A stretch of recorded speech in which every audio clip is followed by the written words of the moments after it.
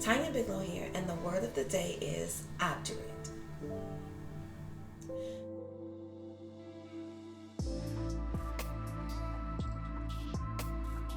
Now, obdurate is a formal word that means resistance to persuasion. Said differently, when you experience obdurate or when you are obdurate, you don't want to change. You don't want to listen to anyone. You want to stand firm on what it is that you believe and know. And now there are good parts of that, and then there are not so good parts for that. One of the things that I've learned is that I don't know what I don't know. We talked about this before. If we look at Johari's window, there are things that you know, there are things that you know that you don't know.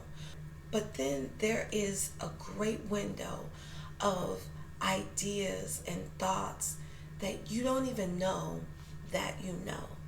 And it's normally in that sphere where we lose it because we have become jaded. We have become so accustomed to doing things a certain way and having a certain result that we are afraid to change or shift the way that we've been doing things.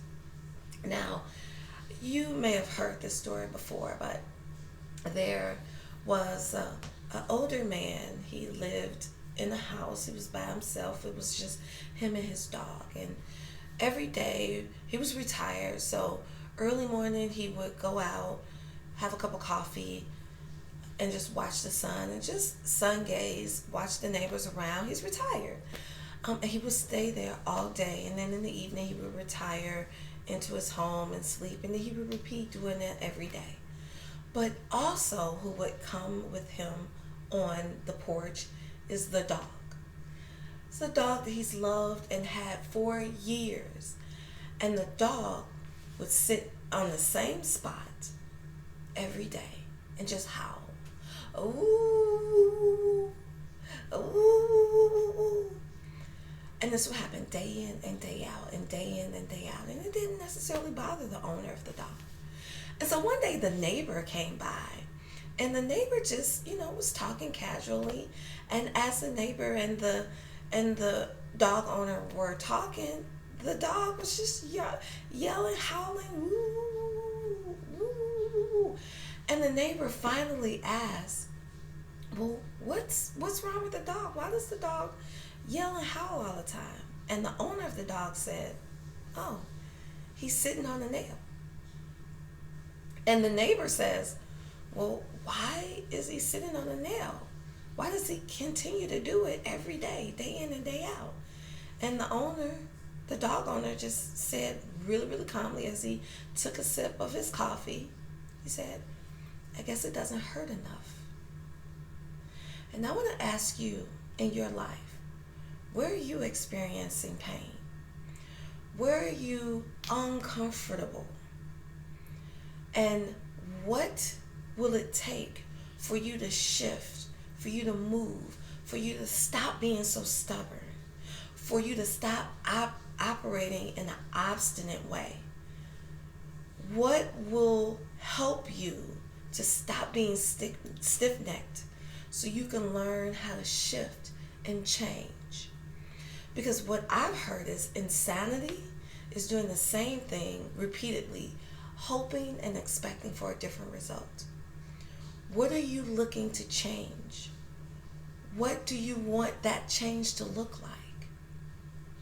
I want to flip the conversation and also ask this. What do you think you deserve? You see, because I think, just like in the example with the dog expected to have this level of pain every day. That's why he would get up, go in or go and relieve himself, and come back and sit on the exact same nail. What do you think you deserve?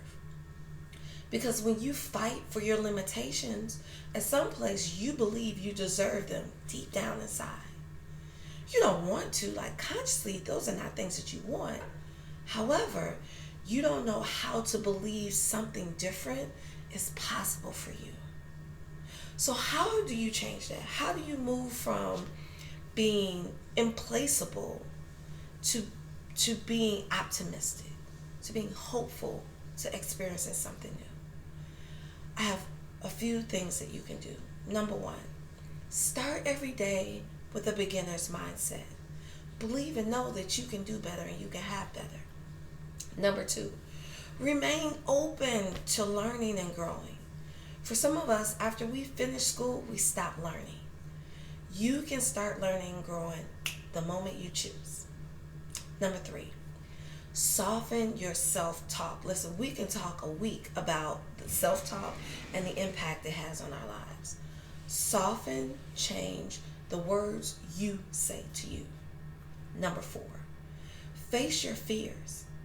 Most often we don't charge towards what we want because we're afraid of what's over there. Look at it, face it, and then move towards it. And then lastly, challenge your limiting beliefs. That belief that I'm not good enough, I'm not smart enough, I'm not big enough, I'm not tall enough. Challenge those limiting beliefs. Find areas where you are good enough. Find areas where you are strong enough.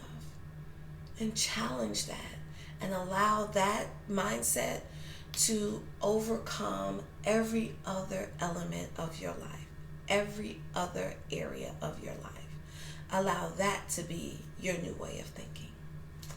I hope this information has served. And remember, have a great rest of your day on purpose.